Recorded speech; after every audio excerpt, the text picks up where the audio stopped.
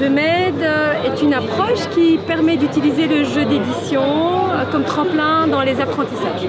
Alors pour nous, le jeu a entièrement sa place. Ça fait, on va dire, vraiment 3 ans où on mène des projets dans les écoles avec toute une série d'enfants âgés de 6 à 12 ans.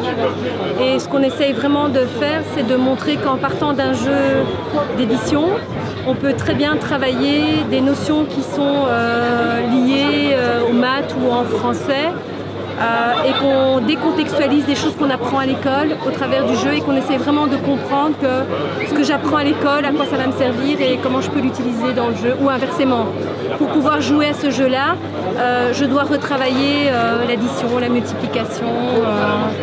Donc voilà, c'est vraiment ça notre idée et c'est ce qu'on essaie de mener comme combat, en tout cas dans notre boulot. Parce qu'on est toutes les deux, Nathalie et moi, institutrices, et on a vraiment envie d'emmener le jeu parce que nous, on est tout à fait convaincus et que le jeu peut développer tant des compétences sociales que disciplinaires. Oui, il y a certaines classes où le jeu peut être demandeur aussi au niveau des interactions sociales, des classes qui ont besoin d'être un peu plus liées, de se connaître un peu mieux, de régler les conflits. Et Feelings, par exemple, rentre aussi dans cette idée-là de créer du lien et du respect, de l'écoute et de mieux connaître les membres de sa classe.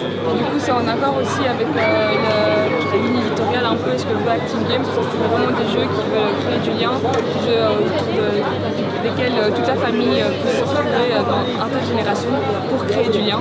Et du coup, les ANA sont aussi tout à fait dans le prolongement de ce que veut Acting Games. La roue des émotions, c'est peut-être parce que nous, en tant qu'enseignants, on utilise beaucoup ce genre de petits outils de roue ou de baromètre qui permet à l'enfant d'exprimer très rapidement quelque chose. Et donc ici, par rapport à ce jeu Feelings, on avait envie de créer la roue des émotions, qui est justement un outil que chaque enfant pourrait avoir sur son bureau en classe, mais qu'on pourrait aussi utiliser à la maison et accrocher au frigo, et où chacun pourrait, en début de journée ou à un moment qu'on choisit, où ça nous semble opportun, pour exprimer simplement une émotion sans devoir la dire et sans devoir spécifiquement la justifier ou l'expliquer.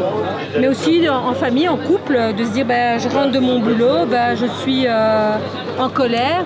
Et bien du coup, on annonce déjà à l'autre qu'on n'est peut-être pas très réceptif à toute une série de choses.